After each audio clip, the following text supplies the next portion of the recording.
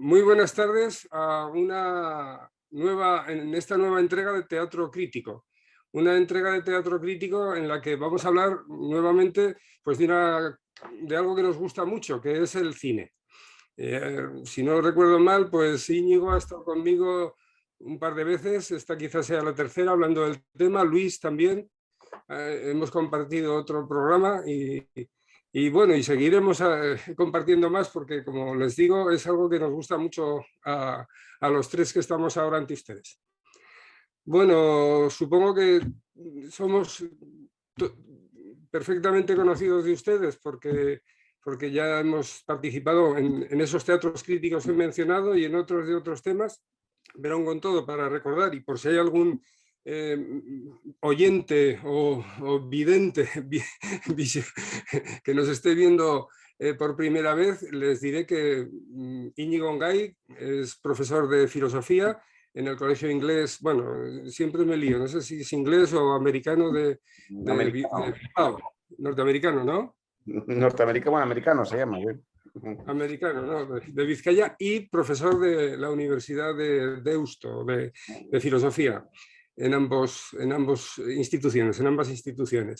Es miembro investigador asociado de la Fundación Gustavo Bueno desde el origen, y como es conocido por todos, no vamos a decir nada más de nuestro amigo Íñigo. Luis Martín Arias, pues es profesor titular de farmacología en la Universidad de Valladolid, si no me confundo, y no solo es especialista en estas materias, sino que es un especialista en cine, que también ha dado clases como profesor en másters, también en Valladolid y no sé si en otras universidades también, pero vamos, en Valladolid desde luego.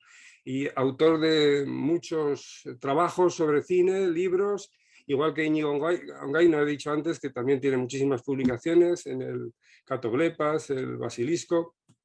Bueno, y a mí también me conocen, soy José Luis Pozo Fajarnés, que también soy investigador asociado de la Fundación Gustavo Bueno, y bueno, he tratado de varios temas aquí en Teatro Crítico, tengo también artículos por ahí publicados que ya les echarán ustedes un vistazo, y también doy clases de filosofía en un instituto y como tutor en la UNED. Hechas las presentaciones, vamos ya a lo que nos gusta, que es hablar de cine. Hoy nos hemos propuesto hablar de tres películas que no son las tres películas del mismo movimiento cinéfilo, del mismo movimiento artístico, quiero decir, porque dos pertenecen, bueno, una claramente al surrealismo, otra claramente al neorrealismo y una tercera que engarza con el neorrealismo, bueno, y con el surrealismo, con las dos, en parte con las dos. Los autores concretamente son Buñuel, español, Visconti, italiano, y también italiano Pierpaolo Pasolini. Una coincidencia que tienen los tres, que yo creo que no lo hemos hecho adrede, es que los tres son comunistas. Bueno, por lo menos han sido militantes comunistas. En algunos casos durante poco tiempo, en otros pues más, ¿no?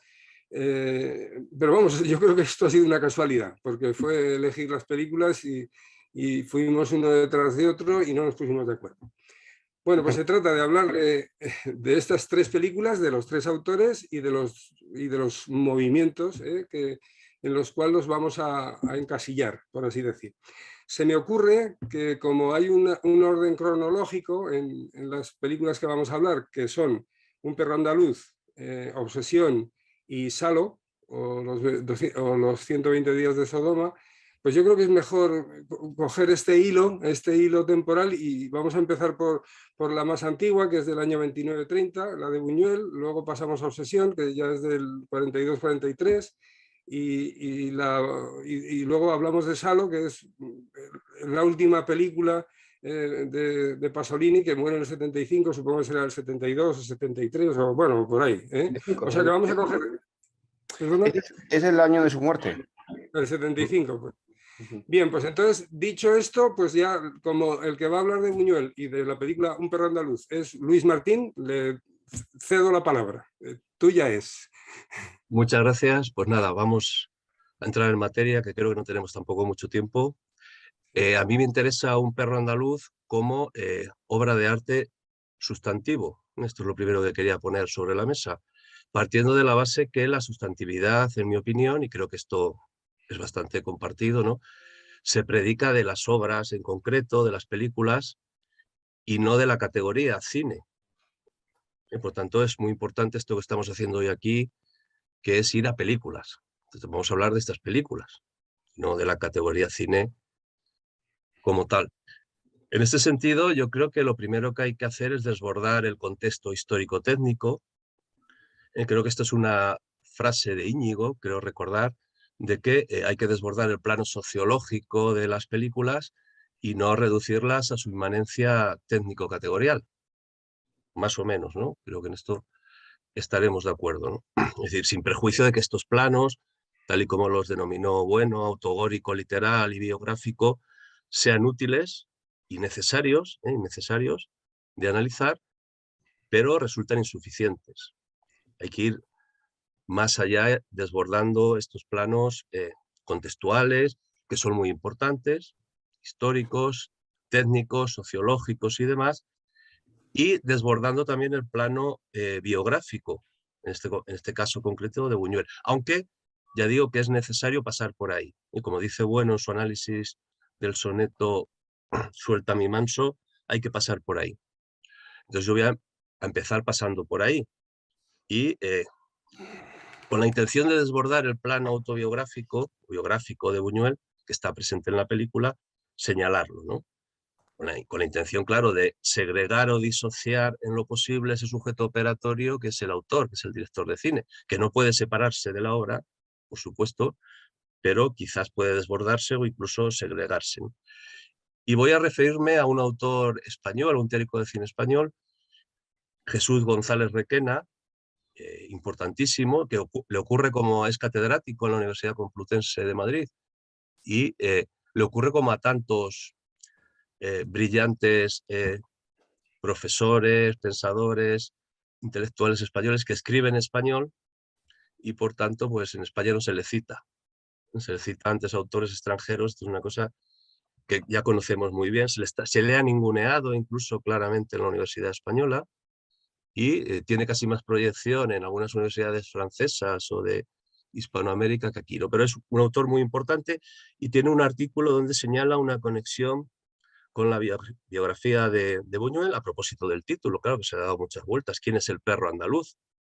Desde luego Lorca se sintió inmediatamente interpelado, aunque Buñuel negó una y otra vez que se refiriera a Lorca. Y a un poema que le dedicó Lorca 6 años antes de Un perro andaluz, a Buñuel, que es claramente un poema con un contenido erótico evidente, que se llama Noche, Luna, Navaja. La huella de Lorca en el origen del cine de Luis Buñuel es el artículo de Jesús González Requena donde aparece esta idea trabajada. Ese poema pertenece a un grupo, Juegos, a los que todos estos poemas, Juegos, se los dedicó Dalí a Buñuel. De hecho, la dedicatoria de este conjunto de poemas, Juegos, reza así: dedicados a la cabeza de Luis Buñuel, en grand plein, es decir, en primer plano. Utiliza aquí claramente ya un término cinematográfico. Y el poema inicial se titula Ribereñas, con acompañamiento de campanas, empieza así. Dicen que tienes cara, balalín, de luna llena, balalán. ¿Cuántas campanas oyes, balalín? No me dejan, balalán. Ah, balalín, perdona, tus ojeras, balalán. Bueno, la cara de Buñuel en primer plano es la que inaugura Un perro andaluz. Sus ojeras son manifiestas. La luna llena, creo que también es aquí algo manifiesto, ¿no? Pero es que hay otro poema de Lorca que cita González Requena, este interesante trabajo de Noche, Luna, Navaja, que son los nocturnos de la ventana, escritos en esta época en la residencia de estudiantes, en 1923, donde se formó esa relación tan peculiar entre Dalí, Lorca y Buñuel, que dice así: alta va la luna, bajo corre el viento, Mis largas miradas exploran el cielo. Luna sobre el agua, luna bajo el viento. Mis cortas miradas exploran el suelo. Las voces de dos niñas venían, sin esfuerzo. De la luna del agua me fui a la del cielo. Un brazo de la noche entra por mi ventana, un gran brazo moreno. Los instantes heridos por el reloj pasaban. Asomo la cabeza por mi ventana y veo cómo quiere cortarla la cuchilla del viento. Con esta guillotina invisible yo he puesto la cabeza sin ojos. Al estanque se le ha muerto hoy una niña de agua. Bueno, yo creo que aquí las referencias son absolutamente explícitas, de nuevo a la luna, al brazo, ese brazo de Buñuel con el que vemos afilar la navaja barbera, ese gran brazo moreno de boxeador que era Buñuel, ¿no? Que era campeón de boxeo en esta época. La cuchilla, el viento que atraviesa la luna, la niña, que aquí debe entenderse en el doble sentido, la niña del ojo, las dos niñas de los dos ojos. Yo creo que aquí la presencia biográfica de Buñuel y su relación con Lorca, y que tiene que ver también con el tema de la homosexualidad y demás, que se trata en este artículo, es evidente. Ahora bien, dicho esto, yo creo que hay que ir más allá de este plano contextual, que es el eslabón por el que hay que pasar, necesariamente hay que pasar por aquí, pero aquí nos quedamos sin acceder a cierta sustantividad poética, que no aparece aquí, que en mi opinión aparecería ya en un plano alegórico y en función de la conexión que haga el espectador con la prosa de la vida actualista, es decir, en la actualidad, cuando ve la película. Entonces, aquí aparece ya ese desbordamiento que a mí me interesa y que tiene que ver con las ideas, en ese sentido la sustantividad para mí tendría que ver con dos cosas, con la estilización, los mecanismos de estilización, como un síntoma del cierre fenoménico que se produce en la obra cinematográfica, y en las ideas ejercidas en la película, en su conexión actualista con la prosa de la vida de los que la vemos, de los espectadores, que somos los que la vamos a interpretar. Somos sujetos operatorios, que no nos podemos separar de la obra, tanto que la estamos interpretando, y nuestras interpretaciones, por supuesto, pueden chocar y pueden entrar en conflicto. Entonces, esa idea ejercida aquí, en primer lugar, tiene que ver en Un perro andaluz y en el surrealismo en general con la idea de realidad. Porque muchas veces se olvida que surrealismo lleva implícita la palabra realismo. Bueno, surrealismo, en mi opinión, es una etiqueta que se refiere a múltiples fenómenos. De hecho, cine surrealista, según Breton, pues solo eran dos películas de Buñuel prácticamente. Esta y La Edad de Oro. ¿Y qué tiene que ver la pintura de Dalí o la poesía de Breton? Yo creo que son fenómenos múltiples, es un rótulo que tiene que ver con esas modas parisinas, que todas venían de París, ¿no? Un día habrá que analizarlo, ¿no? La función que ha jugado París en estos dos últimos siglos, ¿no? El 19 y el 20, generando todas estas modas vanguardistas y demás. Pero sobre todo hay que tener en cuenta que surrealisme, sur en francés es sobre, es por encima de, aunque curiosamente la connotación que la mayoría de la gente tiene sobre la palabra surrealismo es lo que está oculto, lo que está debajo, lo que subyace, pero es justo lo contrario. Es un sobrerealismo. Es, en mi opinión, la idea que subyace en esta palabra es un intento de representar una realidad plena, no sesgada, no oculta precisamente, es justo lo contrario. No mutilada o no tapada por el uso del lenguaje como superestructura encubridora de esa realidad total o verdadera. Claro, sobre realidad, como dicen los cuatro sádicos en Saló, por hacer una conexión con una relación con Saló, todo lo excesivo es bueno. Bueno, esta es es también la idea que está en el surrealismo. Lo excesivo, lo que excede a la realidad, lo que es sobre realidad, es bueno para desvelarnos la realidad verdadera. Al servicio de la revolución, porque muy bien has dicho, Joséchu, no solo Buñuel, Breton y todo el movimiento surrealista se puso al servicio de la revolución, literalmente al servicio de la revolución. Y esa realidad, Dalí dijo cuando elaboró su famoso método paranoico crítico, supone una objetivación. Dice Dalí, es una objetivación crítica y sistemática de la realidad. Esto es tremendamente interesante, ¿eh? Y yo digo que no tiene nada que ver con esa idea que ha quedado el surrealismo como algo raro, oculto, subyacente. Estamos, por tanto, ante una superrealidad. Ahora, eso sí, que emerge de una forma brutal, brutal. Y con esto conectamos con Sade, que era también, Sade está muy presente en el movimiento surrealista y en Buñuel. Eso lo dijo él un montón de veces. En el sentido de que lo que hace el surrealismo es quitar esos enmascaramientos que para ellos los produce el lenguaje, las metáforas poéticas y el lenguaje. Bueno, voy a contar dos chistes muy malos, surrealistas, perdón, porque yo cuento fatal los chistes y estos son especialmente malos. La del surrealista, creo que esto lo contaba un surrealista canario que fue a ver a una familia muy burguesa que tenían ahí un canario en Canarias. Y le preguntaron, ¿le gusta a usted el canario? Y dijo, bueno, pues no lo he probado. Metió la mano en la jaula, le arrancó la cabeza de un bocado y dijo, pues no, no me gusta. Es decir, hay como un regresos, por así decirlo, a cierta literalidad, ¿no? O otro chiste también del que va a pedir la mano de su hija, le dice el padre, espera un momento, coge un cuchillo de la cocina, le corta la mano y dice, aquí tiene la mano de mi hija. Es un regreso a cierta literalidad de la realidad, pero que es brutal. Es brutal en tanto en cuanto se quita ahí lo poético, pero en cualquier caso nos plantea, y yo creo que esta es la idea fundamental que está aquí ejercida, nos plantea la cuestión de la realidad. Yo voy a hacer referencia, porque es lo último que he visto, es la intervención de Joaquín Robles el lunes en la EFO sobre las turbulencias, el materialismo filosófico, donde hay una parte que habló expresamente, porque estas turbulencias tienen que ver con esto de la realidad, si hay una realidad previa a la que la teoría se debe adecuar o no. Entonces él hablaba, y por eso me llamó la atención, precisamente de la visión. Con la visión no reconocemos un mundo de fenómenos previamente existente, una realidad ya constituida. Lo que percibimos no es el espejo de la realidad, ni tampoco la visión es otra idea que había en el romanticismo, de que la visión proyecta una luz sobre la realidad oscurecida para iluminarla. No hay un filtrado aquí, por tanto, quitando esa idea de filtro, ¿no? De que hay una realidad previa que es filtrada.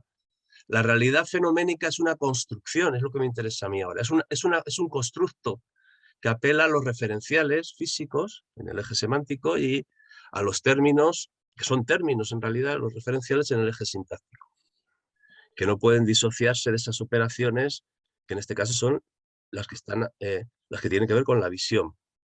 En los objetos apotéticos, decía Joaquín Robles, se construyen,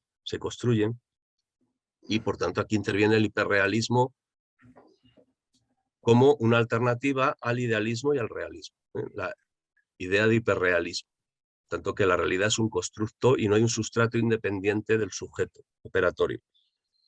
Bueno, pues yo creo que esto tiene que ver con este equívoco que genera el surrealismo y que genera el autor que antes habló de una ontología del cine, que es, bueno, ontología dicha a su modo, ¿no? Que es André Bazin, al que le gustaba mucho Buñuel y denominaba a sus películas el cine de la crueldad, precisamente, en el que André Bazin postulaba que dado el carácter automático y mecánico de la reproducción cinematográfica, esto es muy interesante, la reproducción cinematográfica tiene un carácter automático y mecánico que produce una impresión de realidad. Parece la realidad. Nos ponemos ahí una cámara y rodamos un documental, por así decirlo, de manera automática y mecánica, parece que estamos reproduciendo la realidad. Ahora, ¿qué realidad? ¿Qué realidad, no? André Bazin hablaba de que había que minimizar las intervenciones manipuladoras y artificiales para acercarnos a esa realidad que, en mi opinión, tiene mucho que ver con esa sobrerealidad que buscaba el surrealismo. Y que tiene que ver con un naturalismo fotográfico enorme. Esto no se suele tener en cuenta en Buñuel. Buñuel era, en el plano fotográfico, tremendamente naturalista. Ahí está la Azul Tierra sin Pan, justo antes en el periodo, vamos, antes de la Edad de Oro, en este periodo, ¿no? Las Urdes, Tierra sin Pan, muestra claramente ese naturalismo radical fotográfico de Buñuel, pero también está en Un perro andaluz. El ojo y la cuchilla, el burro en putrefacción, los cadáveres de la pareja enterrados en la arena, son de un realismo brutal, por así decirlo, de un naturalismo brutal. Entonces, eso tiene que ver inesperadamente con ese realismo que reivindicaba André Bazin, que es cierta verdad, ¿no? Cierta verdad producida por el automatismo mecánico de la cámara. Ahora bien, otra característica que tiene un perro andaluz es que mucha gente dice que no se entiende. Esto no se entiende, ¿qué ha querido decir Buñuel? Entonces, aquí estaríamos ante un caso de intelectual que incumple aquel mandato de Goethe, ¿no? De artista, crea y no hables. Dedícate a crear, a trabajar. O lo que Gustavo Bueno denominaba también el origen del soneto en la corte de Federico Hohenstaufen, obra artificiosa y difícil, hecha a propósito para mantener las distancias con el vulgo y mantener un poder y control del lenguaje. Es decir, la vanguardia, esto es un tema muy interesante, la vanguardia surrealista es una obra artificiosa y difícil, en el caso de la película de Buñuel en concreto, claro, para mantener ese control de una élite. Yo creo que no, que no estamos tampoco ante el caso del pintor Orbaneja, que tenía que poner debajo de su pintura esto es un gallo, ¿no? Esto es gallo para que sepamos que es un gallo, para que pudiera saberse la intención del pintor.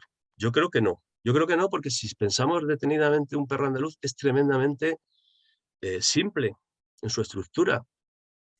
Salvo el prólogo este en el que aparece Buñuel y que tiene que ver con el poema de Lorca, el resto de la película transcurre, como dicen los títulos de crédito, entre un hombre y una mujer, porque los actores vienen así, no representan personajes. Uno representa al hombre y otro representa a la mujer. Un hombre y una mujer en un sórdido piso de París, parece casi el argumento del Último tango en París, ¿no? Un hombre y una mujer en un piso en París haciendo cosas ahí que tienen que ver con lo sexual, pero completamente, digamos, de nuevo, como tiene que ver con el surrealismo, desvelado más allá de las trampas del lenguaje poético, del lenguaje metafórico. Pero ahí lo que hay es un hombre y una mujer. No es difícil de entender. Y incluso hay una escena con un intento de violación bastante explícita, y está la cama ahí entre ellos, y hay esa especie de danza que tiene que ver con la música que incorporó Buñuel, que es un tango, el tango como ese encuentro violento, más que encuentro que acaba en desencuentro siempre, encuentro que acaba como ocurre en la película, que no hay un encuentro entre el hombre y la mujer, o el Tristán y Isolda de Bach, ¿no? Son las dos referencias musicales que eligió Buñuel y que luego introdujo en la sonorización de la película en 1960. Por tanto, yo creo que la estructura es muy simple, y la idea que está aquí ejercida, y con esto ya voy acabando, no es otra que la de la imposibilidad de la pareja, que tiene que ver con lo que dice Gustavo Bueno en Don Quijote, espejo de la nación española, al final del libro España no es un mito, cuando habla de la teoría de la tríada, que a mí me interesa muchísimo, esta teoría de la tríada. Dice, un individuo aislado no puede existir porque existir es coexistir. El mínimo numérico de las personas existentes es 2. Así ocurre en un perro andaluz. Hay un mínimo numérico, 2 personas y no hay más, durante todo el resto de la película, más allá del prólogo. Pero, dice, bueno, esto conduce al monismo, ya que reduce un término al otro. Por eso, la doctrina de las tríadas es fundamental para salir del dualismo y del monismo, porque al final el dualismo de la pareja conduce al monismo. Y dice, bueno, la estructura más elemental compatible con el principio de Simploque es la estructura ternaria. Y por tanto, aquí hay una idea ejercida, yo creo, que es la de la imposibilidad de la pareja heterosexual. En tanto que hay una imposibilidad de marcar su identidad. Si lo pensamos, el hombre aparece al principio, en esta segunda parte de la película, vestido de mujer, ridículamente vestido de mujer, va vestido como una colegiala, con la cofia, los manteletes y una falda. Y la mujer que aparece en la escena de la mujer ciega, de la mano cortada, va vestida como un hombre. Va vestida a lo garzón, ¿no? Como se decía en los años 20, la moda, va vestida como un hombre. y continuamente se están intercambiando estos códigos, hombre-mujer, entre los dos personajes. Por ejemplo, en la mano del hombre aparece un agujero negro, ¿no? Que luego se transforma en un hormiguero. Hay una especie ahí de anamorfosis no metaforizada. Por tanto, asistimos a esa imposibilidad de construir metáforas, poéticas, que en mi opinión eso es lo que va más allá de esa referencia biográfica de Buñuel a Lorca y demás. Es decir, el plano ese de la luna atravesada por la nube conduciría inmediatamente a una metáfora poética en el sentido que rechazaba Buñuel. Y Dalí, que mandaron una carta a Juan Ramón Jiménez en esta época diciéndole mierda para su platero, cosa que hizo enfermar a Juan Ramón Jiménez, ¿eh? Pero que estos jóvenes que la apreciaba y tal, le insultaran de esa manera, hizo que estuviera en la cama con fiebre muchos días y demás. Y el conflicto con Lorca también venía por ahí, porque el surrealismo rechazaba la construcción de metáforas precisamente para acceder a la realidad verdadera. Entonces, esa metáfora, posible metáfora o esa evocación metafórica de la luna atravesada por la nube, remite directamente a algo brutal, que es el ojo atravesado por la cuchilla, y que además es directamente una discontinuidad mostrada ahí en el campo de la visión. Una discontinuidad, porque, en mi opinión, las películas pueden ascribirse a dos tipos, resumiendo mucho, ¿no? A utilizar esta impresión de realidad que ofrece el carácter automático de la cámara para construir una continuidad falaz que reproduce en cierta forma las imágenes del fondo de la caverna y que oculta las discontinuidades realmente existentes en Emisuti, en la realidad, o bien, que son las películas que a mí me interesan y creo que por eso son arte sustantivo, películas editadas o montadas como una tabla matricial o diagrama que hace visible, es como la figura o auxilio exógeno que hablaba Bueno en Poesía y Verdad, ¿no? De las ideas ejercidas en la película y que no oculta las discontinuidades. Yo creo que eso es lo que hace Un perro andaluz. La idea ejercida, que es la imposibilidad de la pareja y la dificultad por construir la identidad sexual, que yo creo que al público en general ahora no hay que explicárselo porque es algo que está puesto sobre el tapete, ¿no? En un plano político, sociológico y demás, esa dificultad es mostrada, no se oculta como discontinuidades, y son mostradas sin construir una continuidad falaz, destruyendo dos aspectos que son muy importantes en la construcción de la obra sustantiva y que me van a permitir enlazar con el libro de José Chu, que por desgracia no he leído todavía, porque lo compré hace una semana, pero yo creo que, bueno, aquí hablando de cine siempre vamos a tener que tener en cuenta este libro, ¿no? Y solo he leído, ateniéndome a esto de que hay que ir a las películas en concreto, pues en la parte final donde a partir de esos 4 modelos, él van hablando de muchas películas, ¿no? Y habla sobre todo de una que a mí me encanta especialmente, y creo que a él también, que es Fort Apache, de John Ford, ¿no? Entonces, aparte de esa deconstrucción, vamos a utilizar esta palabra, de las metáforas, en Un perro andaluz lo que hay es una deconstrucción de la ceremonia. No hay ningún proceso ceremonial entre el hombre y la mujer. Se ponen a saltar por encima de la cama, se ponen ahí a pillarle el brazo con la puerta, a un intento de violación. No hay ninguna construcción ceremonial. Y por eso cito aquí a José Chu cuando en su libro dice que en Fort Apache encontramos secuencias, fragmentos que tienen un sentido pleno porque se recrean actos ceremoniales. Claro, y habla de ese momento tan maravilloso cuando las mujeres, cuidado, aquí sí que hay una construcción de la identidad sexual, las mujeres de los soldados miran cómo los soldados parten a la batalla. En ese momento maravilloso. Esas mujeres filmadas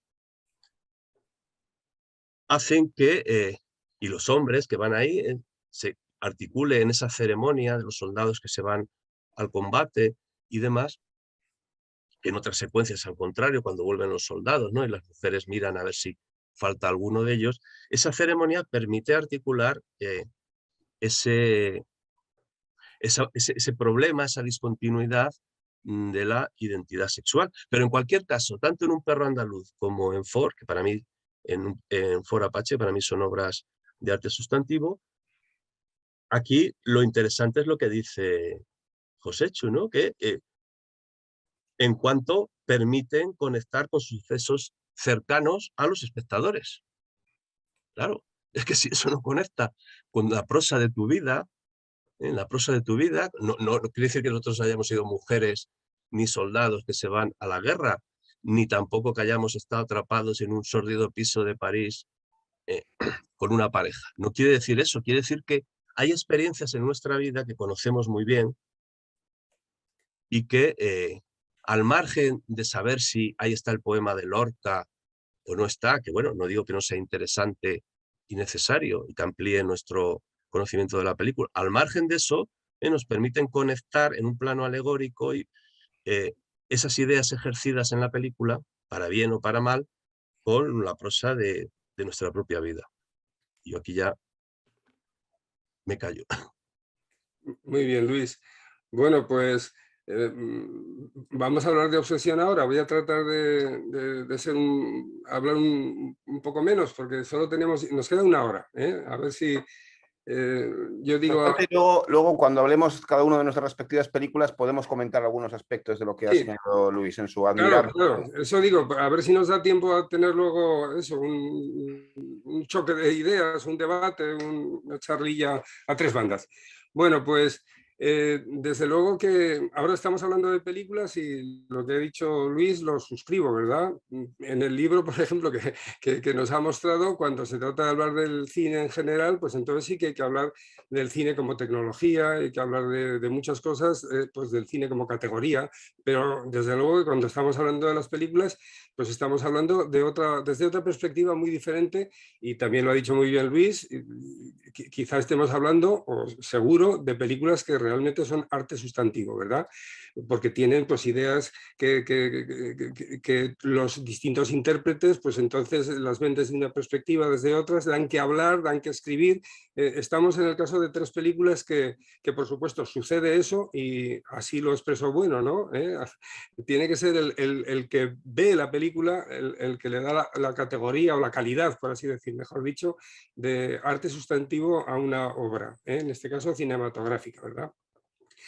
Por ejemplo, en Obsesión tenemos una idea perfectamente expresada, aunque quizá trata de matizarla en Visconti, ¿no? Porque incluso al hablar de obsesión está haciendo que en vez de la idea que yo quiero rescatar, tanto del libro de Caín, que es el cartero siempre llama dos veces, como en las otras versiones, por lo menos en las que conozco, pues la idea fundamental es el crimen horrendo que despersonaliza a dos seres humanos, ¿verdad? Visconti yo creo que aquí se va a algo más subjetivo, que es la obsesión que tiene este hombre por esta mujer, ¿verdad? Que también pasa en la película, ¿verdad? Hay un deseo incontrolable tanto del hombre por la mujer como de la mujer por el hombre, pero yo me gustaría fijarme sobre todo en lo terrible, ¿no? Que además Visconti no lo quiere mostrar porque cuando suceden los crímenes, el crimen horrendo, porque solo muestra uno, no llama dos veces el cartero en la película de Visconti. Pues hace una elipsis y no se ve siquiera el crimen, ¿verdad? Cosa que se va a ver en las otras dos versiones posteriores, se ve tanto en la de Ty Garnett, bueno, en la de Ty Garnett lo que pasa es que incluso hay una especie de justicia divina al final, que sería una idea que había que destruir, ¿verdad? Porque esto no pasa ni en la novela, ni en Visconti, ni luego en Rafelson, desde luego. La que no he visto es la primera versión que se hizo de un cineasta francés que yo la verdad es que lo conozco poco. Les voy a decir el nombre, es Pierre Chenal, seguro que Luis lo conoce perfectamente, ¿no? En el año 30 lleva al cine la versión de Caín. No, en el 38. Pues sí, es verdad, si es que sin gafas no veo, el 38, sí. Yo pensaba que bueno, bien, no, 38. porque la novela es del 34. Sí, el 38, de acuerdo. Bien, bueno, vamos al asunto, ¿no? vamos a ceñirnos un tanto más que a la película, que ya he dicho unas cuantas cosas que luego podemos seguir diciendo, a la cuestión del neorrealismo y lo que supone la película en este modo novedoso de hacer cine. Que bueno, antes de empezar quisiera hacer un comentario en relación al término realismo, que aparece tanto en el surrealismo como en el neorrealismo, ¿no? La verdad es que el expresar la realidad, ya estamos barajando aquí una cuestión que tendríamos que dedicarle mucho tiempo para clarificar algo, si es que se pudiera, porque la idea de realidad es algo que es bastante difícil expresar, ¿no? No sabemos qué es la realidad y la realidad siempre viene pues mediatizada pues, por la visión del mundo que tiene pues, el que se enfrenta a los fenómenos que has nombrado, Luis, ¿verdad? A los fenómenos y a todos los mecanismos que tiene pues, para comprenderlos, ¿verdad? Es más, estos cineastas, no solo del que me toca hablar a mí, que es Visconti, sino también Pasolini o Buñuel, tienen una visión del mundo que hacen que esa realidad sea una realidad que haya que transformar, porque igual que sucede con esa muestra de cómo es la Italia del año 42, cuando Visconti está filmando, pues entonces lo que está diciendo ahí que esto es lo que hay que transformar, porque el mundo no es como nos lo están mostrando los cineastas que le están haciendo el caldo gordo a Mussolini, ¿no? El cine fascista de la época, pues es un cine pues, fantástico, más fantástico. Bueno, todo el cine es fantástico, todos son apariencias, algunas películas son apariencias veraces más abundantes, pero bueno, normalmente pues no es la realidad, ninguna película es real, para que nos entendamos, ¿no? Lo que pasa es que hay apariencias veraces que se pueden ajustar a los fenómenos que se ponen ante los ojos sin intermedio de pantallas, ni de cámaras, ni de grabaciones, ¿verdad? Bueno, pues lo dicho, ¿no? Que estos cineastas pues tienen un modo de entender el mundo y es lo que parece ser que lo quieren cambiar, señalan que es preciso cambiarlo, ¿verdad? Y Visconti es uno de ellos. Bien, bueno, la película Obsesión, algunos la señalan como un caballo de Troya en ese modo de hacer cine de Italia. Para marcar las diferencias habría que decir que el cine que se hace en el fascismo de Mussolini no es igual que el que se hacía en el nazismo por parte de Goebbels, ¿no? O previamente el de Lenin, porque estos tienen utilizan el cine de una manera mucho más interesada de cara a educar, a mostrar entre los soviéticos pues, los logros de la revolución, cómo tienen que ser, ¿no? O sea, para educar a los nuevos hombres socialistas, ¿no? Porque va a ser la mejor herramienta para crear el nuevo hombre, ¿no? Que busca el marxismo-leninismo en este caso. El cine de Goebbels pues también es propaganda y educación de la sociedad de los alemanes pues para educarlos en el fascismo y para decirles que son pues los número uno, ¿no? Que son la bestia rubia, ¿de acuerdo? Y que pueden patear a quien quiera si es más bajito y más feo, o judío, o comunista, ¿verdad? Como todos sabemos.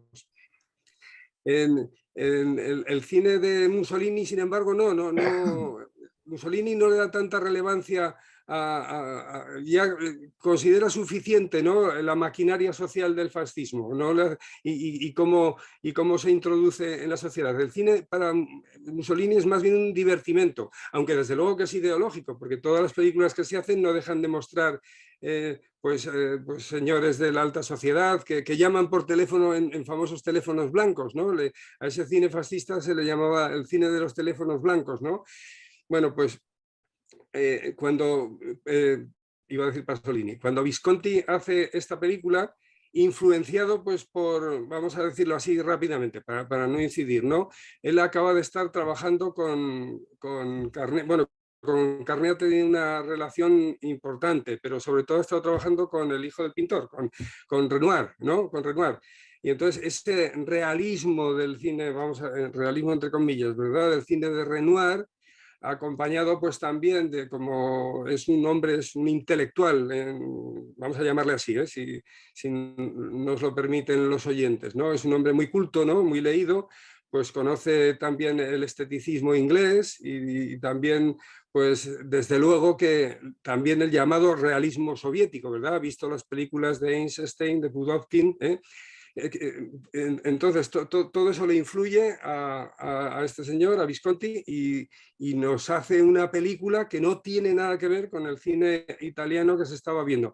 Bueno, no tiene que ver, el caso es que se la prohíben, aunque tengo entendido que Mussolini la vio así, luego la permitió, una vez que la vio Mussolini dijo, venga, que la vea la gente, pero de entrada se prohibió. De todas maneras es un periodo muy corto, porque enseguida Mussolini caerá del poder y lo matarán, ¿eh? Estamos hablando de meses, ¿eh? Pero bueno, el caso es que esta película se puede decir que para algunos autores es la fundamental para el nacimiento del neorrealismo italiano. Por nombrar a algún crítico y teórico español, Román Gubern la ve así. Otro teórico español del que se habla muy poco y que los que somos mayores, igual Íñigo no la vio en la tele, pero Luis sí, ¿no? Este señor que hablaba tan mal, Alfonso Sánchez.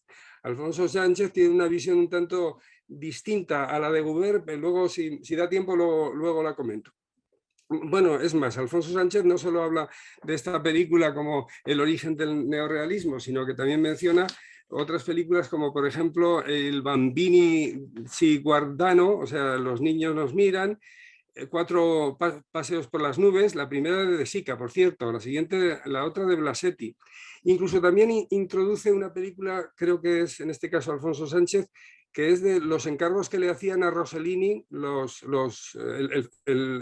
administración fascista, que es la nave blanca. En la nave blanca, la forma de mostrar las imágenes aquí, pues también Alfonso Sánchez considera que ya hay una transformación de lo que se estaba viendo en la época. Un nuevo realismo diferente a los realismos previos, ¿no?, de los soviéticos, y que como está transformando el modo, el cine que es de plástico, por así decir, ¿no?, el cine de escenarios creados, ¿no?, del fascismo, y está mostrando las cosas como son, a los autores sin maquillaje, está mostrando las calles sucias, está mostrando pues cómo habla la gente normalmente, todas estas características que tiene este nuevo cine, pues entonces por eso le llama neorrealismo.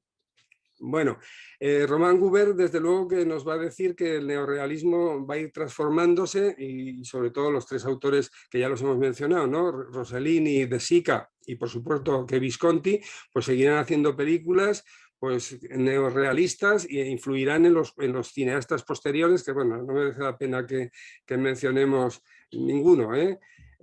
Y quiero hacer un pequeño matiz, que en esto son diferentes otros comentaristas, en concreto el que hemos mencionado, ¿no?, Alfonso Sánchez.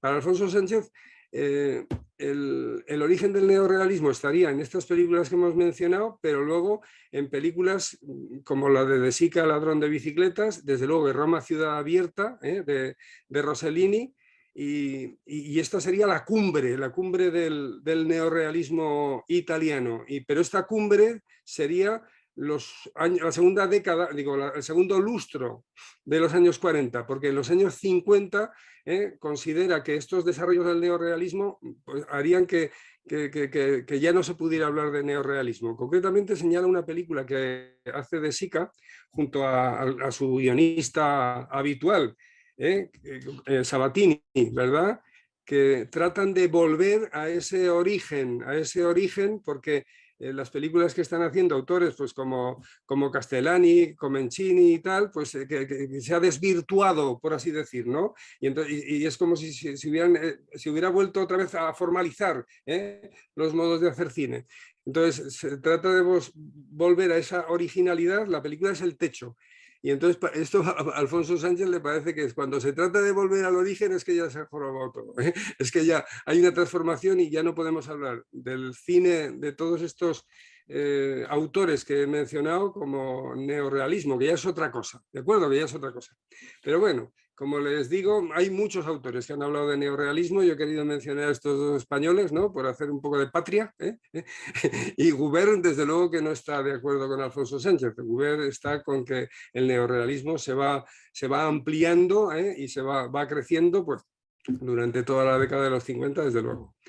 Bueno, pues para que luego podamos seguir hablando de este tema y de los que ha planteado Luis, yo dejo aquí el discurso y le paso la palabra a Íñigo. Bueno, pues nada, según el orden pactado, me toca a mí hablar de la última película de la que vamos a comentar y luego, si es posible, hacemos una... porque me gustaría mucho hablar también de Obsesión y del Perro Andaluz, de Buñuel y de Visconti, vamos. Ajá. Entonces, bueno, yo lo primero que tengo que decir, vamos, eso puede, como estamos hablando de temas eminentemente poéticos y acaso también retóricos, pues para hacer un prólogo retórico, pero no vacíamente retórico, es necesario. Tengo que apelar aquí a un trámite de la retórica clásica, que es la captatio benevolenti, porque yo, a diferencia de vosotros, no soy, vamos, aquí puro amateurismo, vamos. Entonces, yo simplemente voy a decir lo que se me ocurre. Y entonces, esperando que sea de algún servicio, lo que sea. Y la captatio benevolenti, además, completamente en serio. Esto no es antifrástica, porque puede ser antifrástica también muchas veces, como cuando Sor Juana Inés de la Cruz, para poner una referencia mexicana, ya que estamos hablando de Buñuel también, decía, yo la más humilde de todas las mujeres. Fíjense ustedes que no dice la segunda, ¿no? Tiene que ser la más humilde. Es una soberbia peor que la que... Bueno, pues en este caso no es antifrástica, es real. Entonces yo, de manera puramente amateurística, voy a decir algo sobre Salò de Pasolini, una película de 75, que es efectivamente la última de su vida y además coincide con el año de su muerte, claro. Y entonces, claro, como estamos hablando del neorrealismo, quizás merezca la pena comenzar por intentar justificar un poco por qué hablamos de esta película, porque desde luego la película no parece, vamos, ni por sus postulados estéticos, ni por su temática, ni por el modo como está filmada, completamente en interiores, etcétera. Bueno, no, salvo el prólogo, pero en fin, en interiores, todo lo demás, no parece una película neorrealista en absoluto, vamos, quiero decir que no se parece al cine de Sica, al cine de Rossellini, al primer cine de Visconti, etcétera. Hombre, quizás, pues sí, el hecho de que los actores son en gran medida actores no profesionales y en todo caso actores que luego después de esta película no hicieron ninguna otra, como es natural cualquiera que vea la película, ¿no?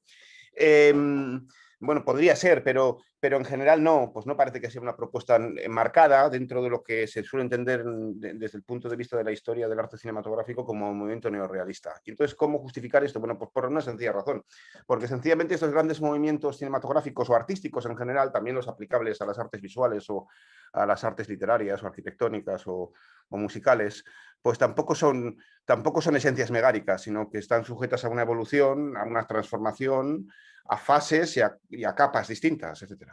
Y entonces, la obra de Pasolini, en sus estadios terminales, está muy alejada de los presupuestos neorrealistas, por supuesto, pero es que sencillamente la obra de todos los autores neorrealistas en los estadios finales lo están, porque también la obra de Rossellini, pues no tiene nada que ver Roma, Città Aperta o Alemania Año Cero, que son las que encajarían más con los cánones de lo que se supone que es el neorrealismo, con el cine para la televisión que hizo al final de su vida, ¿no? Con Sócrates o con la película esta de la India, etc. O incluso con las películas con Ingmar Bergman, ¿no? Después de que dejara a su amante Anna Mangiani, ¿verdad?, por la Bergman, y hiciese pues Stromboli, por ejemplo, qué sé yo, o La Pavura, ¿no? Ya no son propiamente películas neorrealistas, por lo menos no en el sentido de las primeras. Y entonces Pasolini, de hecho, vamos, desde el punto de vista no megárico, sino desde el punto de vista plotiniano, sí que es un autor neorrealista en la medida en que empieza como autor neorrealista, es decir, que su primera película del 62, muy tardía ya, con respecto al movimiento neorrealista, es Mamá Roma, que de alguna manera sí que participa pues, de algunas de las propuestas perceptivas o poéticas del neorrealismo en sus inicios, como por ejemplo, otro caso parecido es el de Antonioni, por mucho que Antonioni después en sus obras terminales, vamos, en Desierto Rojo, en Sadrisky Point, o en la última que hizo, La mirada de Miguel Ángel, ¿no?, que es un diálogo plano contra plano entre Antonioni ya muy mayorcito y en silla de ruedas y la estatua de Moisés en San Pietro en Vincole, ¿no? Pero sin embargo, sus primeras películas, bueno, concretamente Crónica de un amor, pues de alguna manera se ajusta al neorrealismo rosselliniano, de un cierto modo, ¿no? Y entonces, bueno, dentro de la evolución del neorrealismo, pues puede caber plotinianamente esta obra de Pasolini, así como, por ejemplo, dentro de la evolución de la Nouvelle Vague, que comienza, por cierto, como una especie de remake del neorrealismo. Quiero decir que cuando hablamos de la Nouvelle Vague, pues la Nouvelle Vague justamente, así como los autores neorrealistas habían ido a filmar a la calle, entre otras cosas porque ya no podían filmar en Cinecittà, porque Cinecittà estaba destruida por las bombas de los americanos, sencillamente, pues así también los autores de la Nouvelle Vague filman en la calle porque no tienen un duro, no tienen un puto duro para montar un traveling. Entonces Godard tiene que montar el traveling como puede en una silla de ruedas, ¿no? Y pasearlo por los Campos Elíseos acompañando a Jean-Paul Belmondo y a la otra, ¿no? Y entonces el cine, la rebelión de la Nouvelle Vague contra el cine de qualité es enteramente análoga a lo de los neorrealistas, en el fondo, y además que la influencia de Bazin estaba muy influido justamente por lo que él llama el efecto de realidad, que está inspirado en el neorrealismo italiano, justamente, ¿no? Bueno, total, que Pasolini puede encajar con el neorrealismo en sus estadios finales, a pesar de que ha habido mucha evolución, ¿no? Entonces, esta película en concreto, con la película, si uno la ve, la verdad es que sorprende. Sorprende por muchas razones, ¿no? Quiero decir que sorprende, bueno, se trata, por supuesto, de una adaptación muy particular de la famosa obra de Sade, ¿no? De los 120 días de Sodoma, etcétera. Una adaptación que ya había dado sus frutos cinematográficos, por lo menos parcialmente anteriormente. Quiero decir que si uno ve, ahora hablamos de Buñuel, ¿no? Pero si uno ve la otra película que ha hecho Luis, como según Bretón, los estandartes del cine surrealista puro, en el caso de Buñuel, luego hay otras cineastas, ¿no? Está Germaine Dulac, etcétera, La Concha y el Reverendo, pero en el caso de Buñuel, ¿no? El perro andaluz y la Edad de Oro, pues la Edad de Oro termina justamente con Sade, termina en el castillo de Celigny, con la escena que pinta Sade en esa novela. Y además, además Buñuel, muy característicamente, de manera buñuelesca, hace que salgan por patas todos los libertinos que están abusando sexualmente de los jovencitos, y el último es Cristo. O sea, es Cristo, está caracterizado como Cristo, es Sade, pero está caracterizado como si fuera Cristo. Bueno, y entonces, quiero decir que la novela de Sade ya había sido llevada al cine de alguna manera, pero Pasolini hace una adaptación que desde luego resulta muy extraña y muy anómala. Y entonces, la verdad es que cuando uno lo ve, pues las impresiones subjetivas que tiene como espectador, veamos, yo esto no lo digo para avisar a la gente de que no lo vea, todo lo contrario, yo recomiendo que lo vean, pero es que es una película pues indigerible, brutal, vomitiva, realmente asquerosa, vamos, asquerosa. Y entonces, claro, esto de alguna manera también nos hace conectar con Buñuel, en cierto modo, ¿eh? Porque el hecho de que sea una película brutal, vomitiva y asquerosa no es simplemente por la violencia de las imágenes que contiene, con ser esta muchas veces tremebunda, sobre todo en la última parte, en la parte llamada el círculo de la sangre, etc. Sí, o por lo escabroso de muchas de sus escenas, estoy pensando en el círculo de la mierda, la escena del banquete coprofágico, etc. No es por esto, porque si fuera por esto, hay películas hoy en día que le dan ciento y raya, sino quizás por la posición que Pasolini poéticamente hace adoptar al espectador. Y esa posición es la posición que coincide con la de uno de los, con la posición diegética que dentro del relato ocupa uno de los protagonistas, que es, bueno, no un protagonista, un personaje secundario, que es la pianista, que está viendo todas las atrocidades sin poder hacer nada, está inmovilizada por su propio puesto de pianista. Y entonces tiene la posición propia de una boyer, que es el papel que Pasolini reserva a los espectadores. Es decir, que la película es asquerosa porque sencillamente los espectadores dentro del recinto cinematográfico, del cine, están viendo estas escenas sin poder evidentemente controlarlas. Y esto, yo creo que aquí sí cabe establecer una concomitancia muy interesante y muy fecunda, aunque por supuesto no pensada, entre esta película pasoliniana y la película de Buñuel de la que hemos hablado, que se me ocurría ahora según hablábamos, ¿eh? Bueno, y que puede ser una gilipollez, por supuesto, porque aquí estoy en plan amateur. Claro, la primera secuencia de Un perro andaluz, que es una secuencia, el prólogo del que hablaba Luis, que es un prólogo eminentemente pues selenita, por así decirlo, ¿no? Y que efectivamente remite a ese poema de Lorca, bueno, y remite al universo simbólico lorquiano en general, en que la luna siempre ocupa un papel muy importante y además como una especie de arquetipo de muerte en todas las obras de Lorca, desde el romance de la luna hasta el papel que tiene la luna personificada en el último acto de Bodas de Sangre, donde aparece la luna anunciando el destino aciago de los protagonistas, ¿no? Bien, entonces el prólogo del perro andaluz es un prólogo selenita, pero es mucho más que esto. Es un prólogo selenita en el que, no por una metáfora, sino por una especie de casi de greguería visual, la luna, nos encontramos con el plano de Buñuel, con la navaja de barbero, luego con el plano de la luna que siendo rasgada por la nube y después con una especie de inserto en el que vemos el rasgarse del ojo. Y entonces, claro, si el cine es un arte que se dirige se dirige por mecanismos organolépticos, desde luego, por razones organolépticas, se dirige a la mirada del espectador, pues lo que hace Buñuel ahí es percutir la mirada del espectador directamente con un cuchillo, ¿no? Una especie de declaración de intenciones muy al gusto de las vanguardias de principios de siglo y su propuesta por una especie de feísmo, ¿verdad? O de pater le bourgeois, ¿no? Más o menos. Frente a las generaciones artísticas anteriores del modernismo, el cisne, etcétera, que ya sabemos que Marinetti luego decía que había que cortar el cuello al cisne. Bien. Y aquí Pasolini pues, está haciendo más o menos lo mismo, nos está sometiendo a una especie de tortura iniciática que consiste en tragarnos las escenas tan escabrosas de violencia que nos reserva. Dicho esto, el film es también una adaptación, como digo, de Sade, pero es una adaptación de Sade muy particular porque a su vez contiene una diamorfosis de otro componente literario también muy importante. Y no hay que olvidar que desde luego Pasolini, luego regresaré a esto, además de ser un director de cine, era un director de cine, era un poeta y un ensayista. Su formación era una formación típicamente literaria. De hecho, Pasolini, vamos, es un cineasta que a mí me interesa muchísimo, pero que tenemos que reconocer que desde el punto de vista del virtuosismo técnico no está muy bien dotado. Hay escenas, por ejemplo, de La Pasión según San Mateo que tú las ves y están mal rodadas. Otra cosa es que a Pasolini no le interesase que estuviesen bien rodadas y que por tanto incluso poéticamente no importe, pero hay escenas que están mal rodadas, es decir, hay planos que están mal compuestos, por ejemplo. Bueno, entonces, pero es un hombre con formación, sí que es un hombre con formación literaria, entonces es un Sade que está pasado diamorfóticamente, para tener una diamorfosis, ¿por qué? Evidentemente por Dante, por la Divina Comedia, ¿no? Y entonces la película está estructurada en torno a esta especie de círculos concéntricos, que son los círculos, en primer lugar, de las manías, en segundo lugar, los círculos de la mierda, y en tercer lugar, los círculos de la sangre, que remedan de alguna manera la estructura también circular de los círculos del infierno, del infierno de la Divina Comedia, ¿no? Claro, una diamorfosis que también es muy importante desde el punto de vista de la propia historia del cine, porque ese componente dantesco, vamos a decirlo así, a través de Pasolini, por ejemplo, acabará también impactando, pues, últimamente, por ejemplo, en la casa que Jacques construyó, en Lanz von Trier, donde también efectivamente nos encontramos pues, con una diamorfosis de la Divina Comedia, en el fondo, ¿no? Y entonces, esta adaptación de Dante a través de Sade, a través de Dante, pues, ¿a qué responde? ¿Por qué Pasolini hizo esta película? Bueno, pues, a mí se me ocurre también a vuela pluma, vamos, pero como amateur que he visto todas las películas de Pasolini, por ejemplo, vamos, quiero decir que eso ya es algo, ¿no?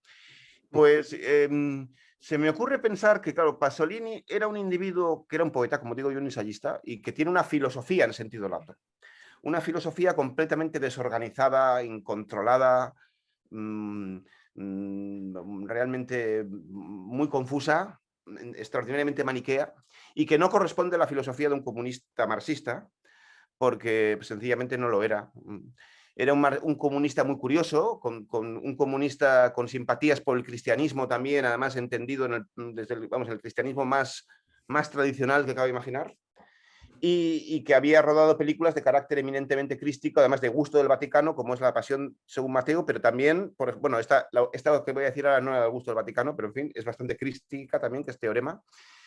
Y entonces, en obras suyas anteriores, como por ejemplo en esas que digo, y también en esta que rodó con la Calas, Medea, y sobre todo en la trilogía anterior, inmediatamente anterior a esta obra, la llamada Trilogía de la Vida, que es una trilogía compuesta por 3 también adaptaciones cinematográficas de 3 grandes obras de la literatura medieval europeo-mediterránea, los cuentos de Canterbury, de Chaucer, el de Camerón, de Boccaccio y Las Mil y una Noches. Pasolini está, digo que en toda su filmografía anterior, está presentando un pensamiento, vamos a llamarlo así, filosófico en sentido lato, político-social, enormemente maniqueo, en el que constantemente la Edad Media se contrapone a la lógica del capitalismo industrial consumista. Y entonces se contrapone maniqueamente, como el bien y como el mal, vamos a decirlo así. Y entonces, la sociedad tradicional frente a la sociedad moderna. entendiéndose así que la sociedad moderna está disuelta ya a la lógica del exterminio, al modo de la escuela de Frankfurt prácticamente, ¿no? De la dialéctica de la Ilustración. Y es por esto que Pasolini rueda un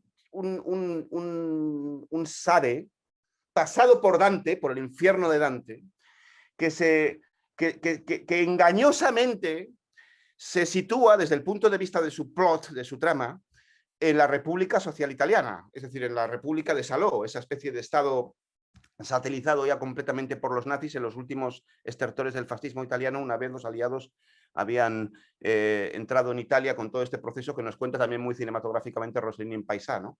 Bueno, pues en la República Social Italiana es donde se sitúa el setting de la trama, pero sin embargo esta percepción es engañosa porque Pasolini está hablando del fascismo en el sentido ideográfico, como un momento concreto de la historia de Italia. Está hablando de la sociedad moderna. Y lo que dice Pasolini es que esta lógica del exterminio, de la crueldad, es la esencia misma de la sociedad moderna frente a la sociedad medieval cuya imagen idílica él nos había pintado en la trilogía de la vida. Claro, estas son las ideas propias de alguien que tiene la cabeza muy hecha polvo, pero que además es un reaccionario en cierto modo, y que un reaccionario muy interesante, como son muchos reaccionarios, y que además es muy maniqueo, porque ¿quiénes son los autores de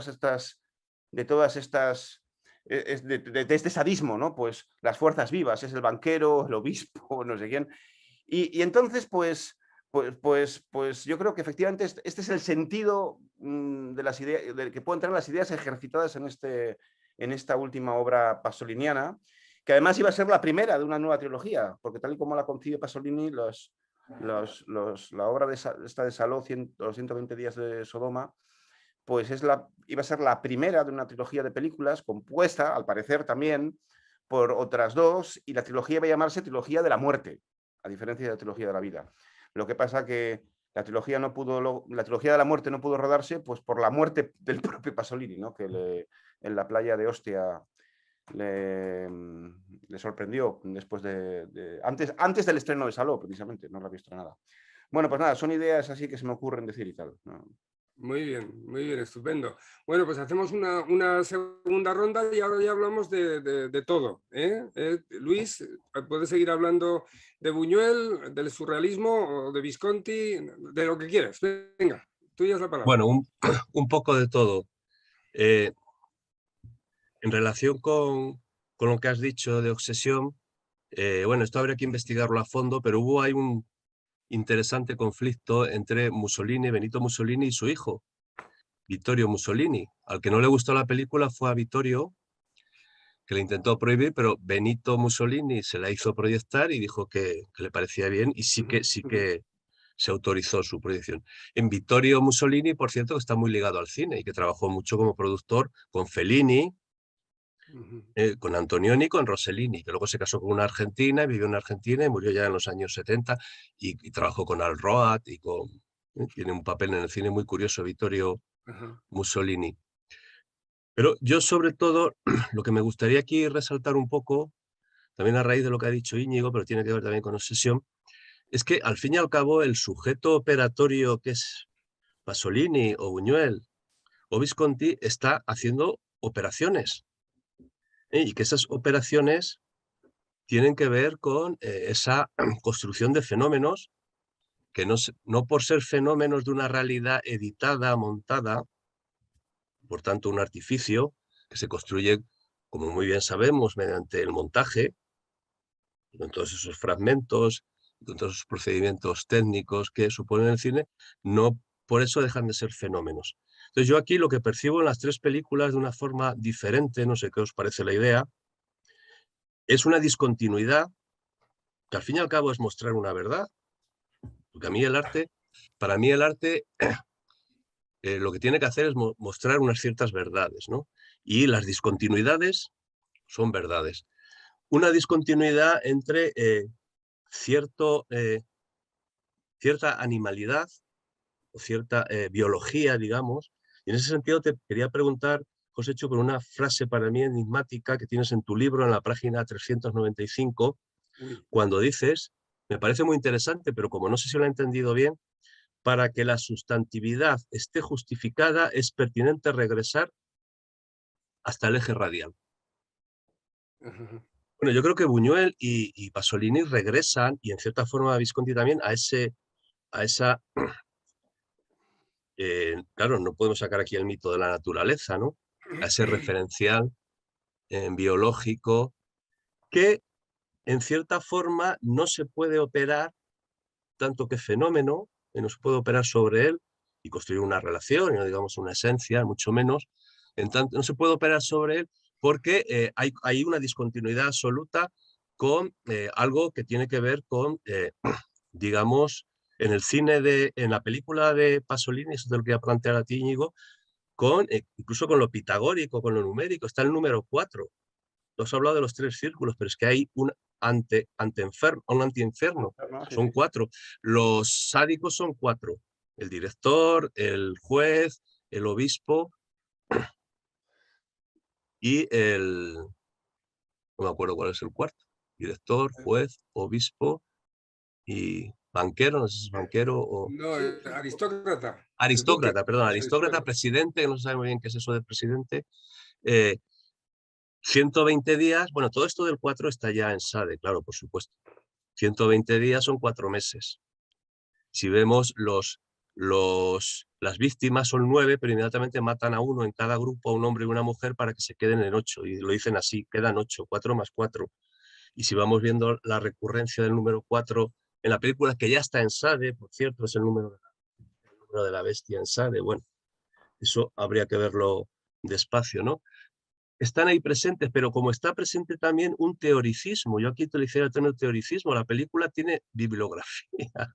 Cuando empieza la película dice bibliografía esencial y nos cita a Roland Barthes, a Pierre Klossowski, a Maurice Blanchot, a Simone de Beauvoir, a Philippe Soler. Por cierto que Pierre Klossowski está enterrado, sus cenizas están enterradas en un pueblecito al lado de Salamanca, Morille, una cosa increíble que hay ahí, que es el cementerio del arte. No sé si lo conocéis, pero vamos, recomiendo una visita. Es un pueblecito a 6 o 7 kilómetros de Salamanca y ahí están las cenizas de Pierre Klossowski, que fue el que más tiempo dedicó, yo creo, como pornógrafo y como todo tipo de intervenciones que hizo a la obra de Sade, ¿no? En estos años. Bueno, ese teoreticismo, esa presencia del número y de lo teórico, incluso con cita, con bibliografía esencial, a Roland Barthes y a Pierre Klossowski se le cita muchas veces en la película, textos suyos. Incluso a Nietzsche y bastantes citas más. Hay un teoreticismo ahí. Pero hay una discontinuidad absoluta entre la animalidad brutal, bueno, la biología brutal. No vamos a hablar de animalidad, porque los animales no llegan a esos extremos, creo yo. La pulsionalidad biológica brutal que emerge ahí y todo esto que son los números, las construcciones numéricas y el teoreticismo, ¿no? Como que si no se pudieran articular. Y claro, esto tiene que ver con Sade y con Dante, en el sentido de que Sade lo que hace es hacer anticeremonias, con lo que había dicho yo antes a propósito de For Apache de Ford, ¿no? No hay ceremonias ni en Sade ni en Visconti. Son anticeremonias, están repitiendo supuestas ceremonias, un matrimonio, 2 matrimonios creo que se escenifican y todos los planos tienen una composición muy ceremoniosa, muy geométrica. También habrá que ver la composición, eso es muy interesante en la película, en Saló, la composición absolutamente geométrica, un orden geométrico total en la construcción de los planos. Pero precisamente para desvelar una discontinuidad absoluta con lo que ahí se está mostrando. Ahí el orden geométrico no articula nada, no construye ningún fenómeno que el espectador pueda asumir, como muy bien ha señalado Íñigo. Entonces, por tanto, hay una ausencia de ceremonia. Ausencia de ceremonia que, en mi opinión, ocurre también en Obsesión. En Obsesión, donde el encuentro de los 2 protagonistas está hecho al margen de cualquier procedimiento ceremonial, no solo, por supuesto, en el plano sociológico, que no se casan, no se acogen a la legalidad de gente, sino en el plano de la construcción. Tendremos que ir imagen por imagen de la película. Por cierto, que es una película que, en mi opinión, esto de los estilos cinematográficos yo es que lo he cuestionado siempre y creo que es muy cuestionable. Es una opinión que tiene una gran influencia del expresionismo alemán. Vemos, por ejemplo, el uso de las sombras y el uso del fuera de campo, y demás. Hay una un enorme componente expresionista. Por eso yo creo que esto de los estilos y tal hay que cogerlo con mucho cuidado, ir a las películas concretas y ver lo que hay ahí, porque en Obsesión hay mucho expresionismo, pero poco importa, ¿no?, que pertenezca a un movimiento, a otro, a un momento u otro de estos movimientos. Entonces, para mí, esta disociación, esta discontinuidad que aparece en las tres películas, en la de Pasolini de una forma brutal ya y total y marcada, en la de Buñuel también, pero menos, y en la de Obsesión quizás menos, es lo interesante, ¿no?, y que puede establecer aquí un nexo común. Sí, aunque Ajá. yo no estoy seguro, porque evidentemente desde el punto de vista del material antropológico, todo lo que aparece en la película de Pasolini, por ejemplo, sin perjuicio pues, del carácter absolutamente escabroso y bestial de las escenas sexuales que estamos viendo, están, sin embargo, son todas antropológicamente ceremoniadas. Es decir, estamos ante un espacio que está eminentísimamente normado. Las normas, además, los libertinos en el antiinferno las explicitan. Y entonces, claro, esto pues ya no estamos en el plano de la biología, sino en el plano de la antropología. ¿Se ve? Quiero decir que aquí se ha producido una inversión antropológica. Con lo cual, yo no estoy seguro de esa carencia de ceremonias en el caso concreto de Saló, ¿eh? Sí, en Buñuel se ve más claro, pero en Saló, donde efectivamente estamos ante un espacio completamente normativizado, pues eso nos remite a las instituciones. Claro, es que aquí habría que precisar qué entendemos por ceremonia. Yo aquí estaba entendiendo por ceremonia un poco lo que dice José Chu en su libro sobre For Apache. Es decir, aquello en lo que puede conectar la prosa de la vida del espectador. Sí, aquí son ceremonias. Pero claro, pero no creo que ningún espectador porque claro, aquí hay que verlo siempre en un plano actualista, ¿eh? El espectador en el año 75 y el espectador que yo he visto esta película en los años 70 y la he visto ahora y la he visto de forma muy diferente, ¿eh? El espectador que ahora ve Saló, yo creo que ahí no ve una ceremonia en el sentido de que es capaz de conectar con su prosa de la vida, ¿no? Establecer esa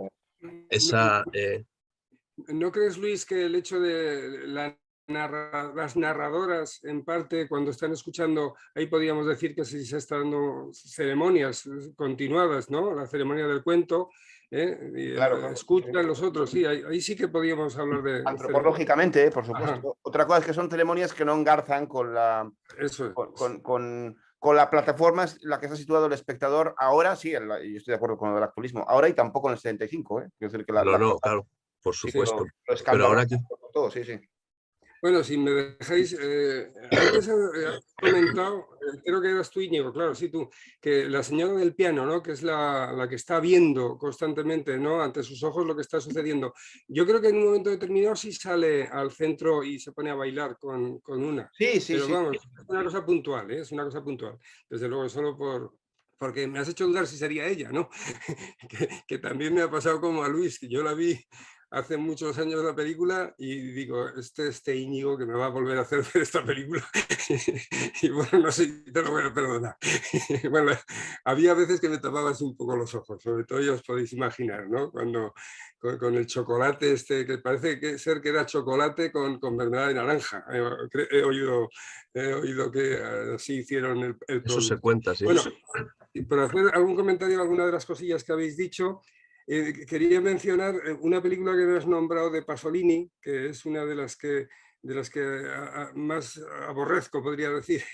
Sí, porque hay cosas que no me gustan de Pasolini. Bueno, no me gustan, esto de no me gusta, vamos, que considero que son poco adecuadas, ¿no? Poco interesantes. Es la de la Orestea, la famosa Orestea africana que hace.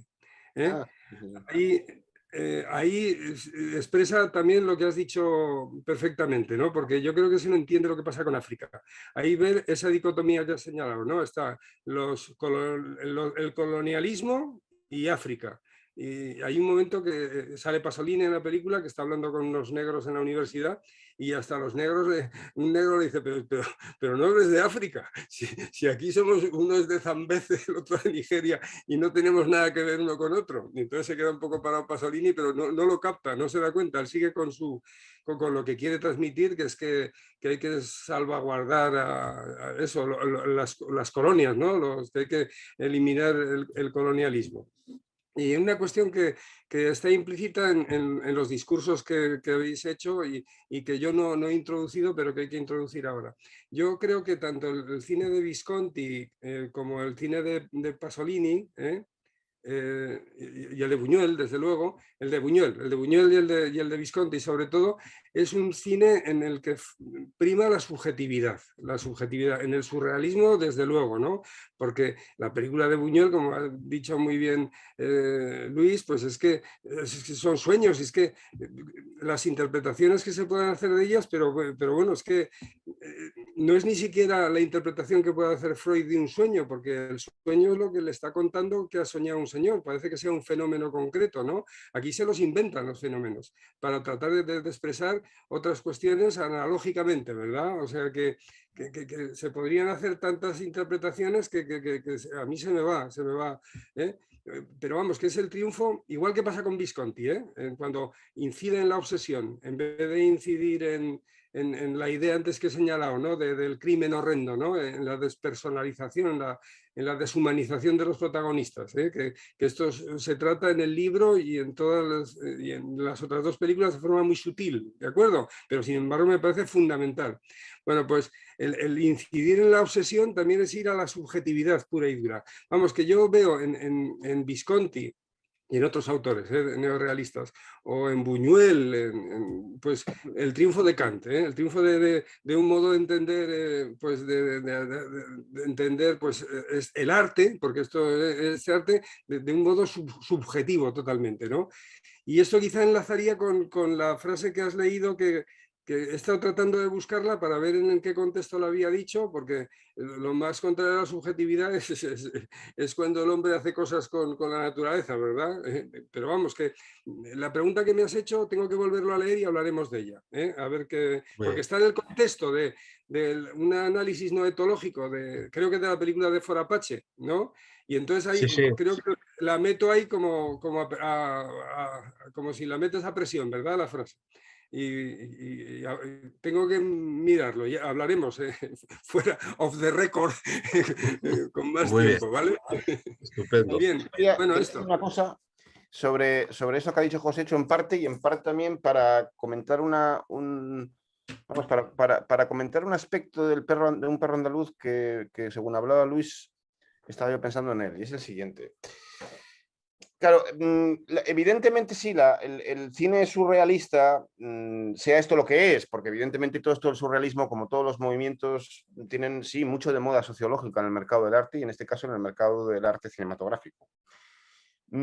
Pero bueno, en principio, por lo menos, las películas inicialmente surrealistas, las de estos años, de los años 20 y 30 y tal, sí tenían, como en general todo el movimiento surrealista, por lo menos pues tenían, vamos, cierta influencia de las ideas del psicoanálisis, eso es evidente, ¿no? Y entonces, al tener esta influencia de las ideas del psicoanálisis, pues claro, el surrealismo lo que pretende expresar es justamente la lógica del onírico, con tanto que el onírico sea, según las ideas freudianas a su vez, de Freud, que tampoco se inventó Freud, antes, el maestro de Freud, una expresión pues de los arcanos del es, ¿no? O del ello, vamos. Y entonces, claro, esto es muy importante, ¿no? Y entonces, efectivamente, como ha dicho José ahora mismo, pues en gran medida algunas de las escenas del Perro Andaluz y de la Edad de Oro y otras películas, esta que cité de Durand, con texto de Antonín Artaud, ¿no? La Concha y el Reverendo. Estas escenas, pues efectivamente tratan de establecer analogías. Bueno, aquí sí se podría, por ejemplo, dar la razón, en cierto modo, ¿verdad?, la filosofía del arte del profesor Álvaro González, a las analogías y exploraciones del psiquismo interpretado a la Freud, claro. Y eso, pues sí, el subjetivismo que está diciendo José Chu, por supuesto. Lo que pasa es que el psiquismo también es una realidad, que no se puede hipostasiar, pero es una realidad, ¿no? Y entonces, y las ideas de Freud, por muy especulativas que sean, en cierto modo, claro, en gran medida, también tienen un fulcro de verdad, en cierto modo, ¿no? Y entonces, por ejemplo, por poner un caso concreto, vamos, morfológico, Porque lo interesante cinematográficamente no está en esta influencia freudiana, porque esta influencia freudiana es completamente contextual. Lo interesante desde el punto de vista cinematográfico, poético, quiero decir poético, es la medida en que esta influencia freudiana esté estilizada de un modo u otro. Y entonces, por ejemplo, la escena de la violación de Un perro andaluz, hay un momento, creo yo, que genial. Aunque bueno, esto también es una especie de gratuidad de mi parte decir que es genial, porque a mí quien me manda a decir que esto es genial o que deja de serlo, pero me parece genial. Y es cuando el muchacho, efectivamente, arquetípicamente representando al hombre, a todos los hombres, va a violar a la señora y entonces no le puede violar. ¿Pero por qué no le puede violar? Pues porque hay algo que se lo impide, hay un peso que está retardando su carrera. ¿Y cuál es este peso? Este peso es, en primer lugar, el piano. En segundo lugar, del piano cuelga un burro que está convirtiéndose en carne podrida. Y después 3 maristas, o 2 maristas. Dos. 2 maristas. Y entonces, claro, efectivamente le está retardando la carrera estilizadamente a través de la figura simbólica del piano, instrumento principal, según dicen algunos, ¿verdad? Vamos, por lo menos sociologísticamente se puede decir, de la burguesía, y después la carne podrida, putrefacta del burro, y después, por supuesto, la iglesia. Pues lo que está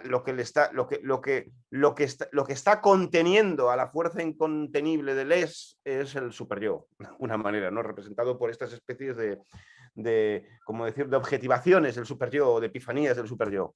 Es un momento, vamos, las ideas que están ejerciéndose aquí a la base de esta escena, pues serán todo lo equívocas, lo confusas que se quieran, por supuesto, pero la estilización misma de la escena es muy afortunada, muy feliz, muy precisa, yo creo. Y además crea una secuencia inolvidable, tan extraña, tan bizarra, que realmente impacta, ¿no?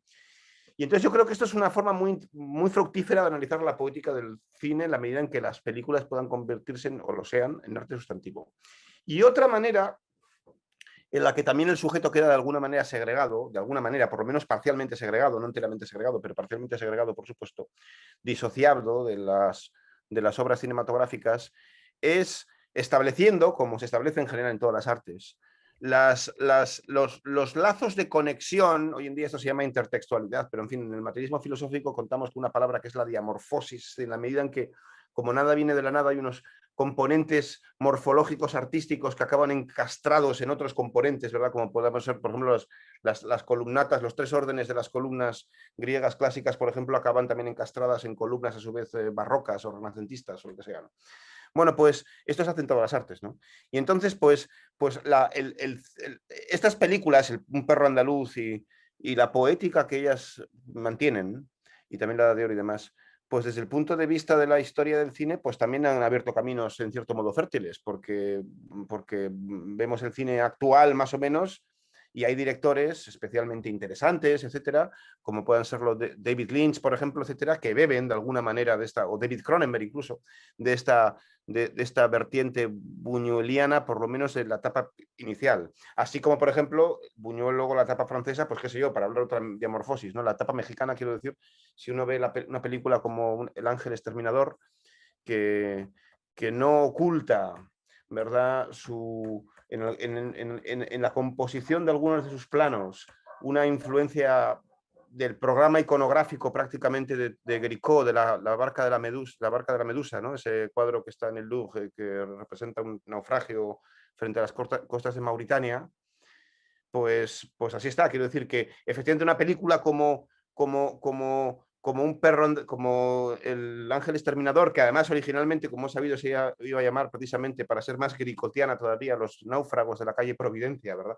Está presente de alguna manera diamorfósicamente a Géricault metido. Yo creo que justamente estos establecimientos entre diferentes momentos de la historia del cine y de la historia de las artes en general también contribuyen al tratamiento de las películas como obras de arte sustantivo, en el que el realizador queda de alguna manera como sujeto operatorio segregado en la medida en que pueda segregarse, por supuesto de manera muy parcial, etcétera. Pues en el cuadro que has dicho, que yo creo que ahí en esa balsa que ahí representa, ahí se llegan a comer y todo, cosa Sí, que no pasa en en la película de Buñuel. Hay un detalle, y le doy la palabra a Luis, que yo creo que le toca ahora hablar, que es que hay una idea fundamental. Yo lo apunto en el libro, y además digo que es una idea que viene señalada por Luis Carlos Martín, y es que la idea fundamental del Ángel Exterminador es algo en lo que no ha caído nadie, es la idea de puerta. La idea de puerta está constantemente presente en la película porque no se puede abrir. No hay entonces es una idea fundamental dentro de esa subjetividad implicada en toda la película, que no se entiende muy bien por qué le pasa esto a estos señores, ¿no? Es un sueño surrealista total, ¿verdad? Bien, Luis, te dejo. Bueno, yo sobre la cuestión de la subjetividad, eso sí que nos daría para hablar largo y tendido, ¿no? Pues yo creo que, bueno, que es que en la obra de arte, en la obra de cultura, que puede llegar a ser sustantiva y demás, es muy difícil separar M2 de M3. Pero bueno, están completamente envueltos lo uno en lo otro.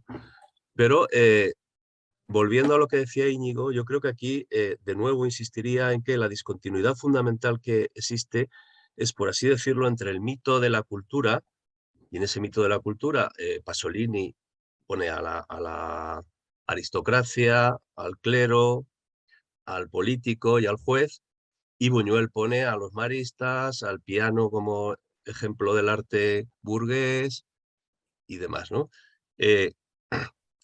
Esa discontinuidad entre esa cultura, que puede ser criticada porque es la de las élites o es la del poder y demás, desde las posiciones de estos autores, y el mito de la naturaleza, porque al fin y al cabo lo que pretende ese hombre y queda frenado no es construir un hombre nuevo, socialista o revolucionario, mucho mejor adaptado, ¿no? Es la desadaptación total, es simplemente violar brutalmente a la mujer. O lo mismo que ocurre en Saló. Quiero decir que cuando se analizan políticamente estas películas hay que tener en cuenta que estos autores no dan una alternativa, no hablan de un hombre nuevo, un hombre diferente. Sí. Se plantean en la disociación, discontinuidad absoluta entre la naturaleza y la cultura, ¿no? Bueno, utilizando estas palabras para entendernos, ¿no? Sí, sí. Como mitos que son. Entonces, en esa discontinuidad es donde aparece la verdad, ¿no? La verdad de estas películas que han sido muy importantes en la historia del cine. Claro, por supuesto, Íñigo, es que la importancia de Buñuel, por ejemplo, hoy sabemos que en Hitchcock fue Ah, definitiva, y eso lo reconoce el propio Hitchcock, vamos. Y estamos hablando de Hitchcock, ¿no? Con la importancia que tiene en todo el mundo del cine anglosajón y, por tanto, mundial, ¿no? Pero es que Hitchcock siempre se consideró un discípulo de Buñuel, ¿eh? y O sea, la europeo, importancia de Buñuel Hitchcock es clave ha sido para Robert. enorme. Por ejemplo, en Vértigo y en otras muchas películas, vamos, pero eso lo dijo el propio Hitchcock, no es que me lo esté yo inventando. Entonces, claro, y yo creo que estas tres películas que hemos elegido aquí, pues están francamente bien, ¿no? Han dejado huella, todas ellas, las tres, y probablemente se podrán volver a actualizar. Bueno, eso no lo podemos afirmar, ¿eh? Porque su sustantividad dependerá de que en otras realidades se puedan actualizar, ser otra vez actualizadas por un espectador, insisto, que siempre tiene que poner ahí, conectar la prosa de la vida. Porque si no, hay un plano intelectual, nadie se va a ver una película como para leer un libro de Roland Barthes, ¿no? Y decir qué conexión tiene esto con Roland Barthes y tal. Creo que la cosa no funciona así en cine, ¿eh? O conecta con tu prosa de la vida o la cosa no funciona. Bueno, por hacer un pequeño comentario, ¿no? Cuando introduzco la cuestión de la subjetividad, pues también quiero hacer hincapié en algo que surge con la forma de entender el arte, pues el romanticismo, que es darle importancia a los sentimientos y la provocación de emociones en las películas, ¿eh? Quizá por eso también hablaba eso de volver al eje radial, ¿no? Aunque la voluntad tiene que ver con M2 y la inteligencia con M3, eso desde luego, ¿no? Pero es por huir un tanto del sentimiento como si fuera el protagonista, pues de lo que quiere transmitir el realizador y que está en comunión con lo que quiere que sienta, ¿no? El espectador, ¿no? El que va a la sala de cine. Bueno, Pero después en mi opinión, perdonad, por muy idealista que sea, por muy imbuido por el idealismo que esté hematológicamente un director, si consigue hacer una película sustantiva, por suerte o por, yo qué sé, por una carambola, ahí tiene que abandonar esa posición, en mi opinión, necesariamente. Bueno, abandonar esa posición o se transforme, aunque parte de ella luego se transforma, eso desde luego. Sí. En la práctica tiene que estar desbordada. Eso, por un lado, estoy de acuerdo con esa apreciación de Luis, y que incluso los directores de cine, claro, aquí también hay que evitar los dualismos simplificadores o excesivamente simplistas entre directores católicos y protestantes o cosas parecidas, ¿no? Pero yo creo que el cine de Bergman o el cine de Dreyer no es un cine subjetivista en absoluto, ¿no? Aunque, bueno, por supuesto que contiene mucho de la conciencia subjetiva protestante, los dos lo tienen. Sí, o sea, pero eso queda desbordado en la trama poética. Sí, por lo que ha dicho Luis también, sí. Y luego, no en todas las películas. Y luego porque, por ejemplo, incluso un cineasta católico por excelencia, que además os gusta mucho y a mí también, como para no gustarte, le gustaba hasta Bergman, era su favorito, John Ford. Pues Orson Welles alguna vez dijo, y tendremos que reconocer que es verdad, que a pesar de que seamos muy fordianos aquí todos, que el vicio de Ford era el sentimentalismo. Ajá, y eso es verdad, quiero decir que tú ves las películas de Ford y es un irlandés borracho que está llorando realmente en algunos momentos. Bueno, y dentro del neorrealismo, pues el cine de Sica también va ahí, va a tocar la fibra de la gente, no tanto el de Visconti, eso desde luego. En Visconti tiene, sin embargo, unos trazos que yo creo que va por su querencia, ¿no? Por su homosexualidad, que es que incluso en esta película se deja ver, porque en ningún momento de la novela, ni luego las otras puestas en escena que han hecho otros autores, hay ninguna traza de homosexualidad, y sin embargo la muestra, porque cuando se va de la casa, del bar, ¿no? De la taberna y de la gasolinera, aparece este actor, y esto es un toque de homosexualidad latente, ¿eh?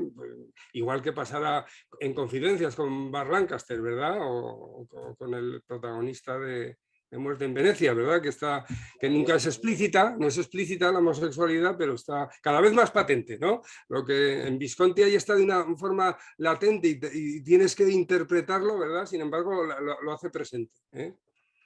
Bien, creo que van a dar las 8.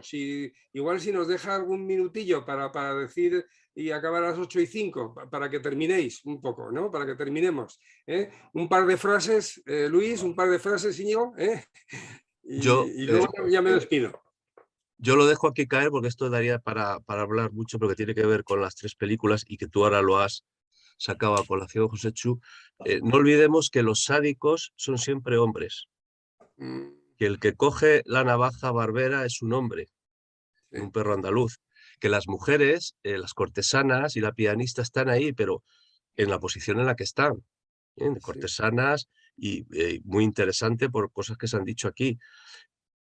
Y por tanto, esto sería interesante de analizar, ¿no? Cómo la posición masculina y la posición femenina se plantean en las 3 películas. Sobre todo, esto es especialmente interesante en Obsesión, ¿no? ¿Cuál es el papel activo que tiene la mujer y el papel curiosamente más pasivo que tiene el hombre y demás? Que son cuestiones que no hay que dejar de lado, ¿eh? Por ejemplo, que todos los sádicos sean hombres. Ajá. Sí, en las 3 películas. La primera acción de matar al marido no sale en la película de Visconti, sin embargo hay una especie de conexión, porque se oye un gato en la lejanía y entonces habla de matarlo, ¿verdad? No sé si recordáis la película. Pero, sí, sale con la escopeta. Vamos, ahí no es sádica la mujer en la película de Visconti porque no hace la primera. No sabemos, luego, porque como es una elipsis, no sabemos quién es el que le da el golpe dentro del coche y cuando lo despeñan. Pero vamos, que desde luego que no por lo que dicen los diálogos es él. Es él, porque está manchado de sangre y demás. Y ella se queda arriba en la cuneta. Es él, claro. Vale. Bueno, Íñigo. Pues bueno, para concluir siguiendo este hilo, es verdad eso que decís, pero por ejemplo en Medea sí que nos encontramos con el caso de un personaje femenino que realmente termina quemando a sus hijos, la Calas, ¿no? Aunque la perspectiva diegética de Pasolini simpatiza con Medea, y no porque es una venganza justa, y además es la venganza justa, según el pensamiento tan desorganizado de Pasolini y tan maniqueo, del mundo primitivo, natural, barbárico frente a la civilización, etcétera, ¿no? Más o menos. Pero lo que sí me estaba acordando ahora es de una película que no es de ninguno de estos tres, pero que es una gran película como estas tres, que es de Murnau, ¿no? En Sunrise, en Amanecer. Amanecer. Ahí donde también hay no en este caso no matan al marido, pero hay un intento de uxoricidio por parte del protagonista principal masculino, pero ese uxoricidio ahí Murnau es distinto, porque también es una película muy interesante porque también contrapone el mundo del campo, el mundo rural norteamericano con el mundo de las ciudades cosmopolitas de principios del siglo XX, ¿no? Y el protagonista es un granjero de suyo, de buenas intenciones, pero que quiere matar a su esposa porque le ha comido el coco una pin-up de ciudad, ¿no? Que se ha pasado ahí a convencerle de que se vaya a la ciudad. Y entonces la mirada de Murnau, como la mirada de otros directores reaccionarios, es que en este caso es el veneno de la ciudad y del progreso, pero inoculado a través de la femme fatale de toda la vida, ¿no? En el hombre que es gilipollas, el pobre, y que está dispuesto incluso a matar a su mujer, aunque luego ya se arrepiente y la cosa se soluciona. Murnau, homosexual también. Joder.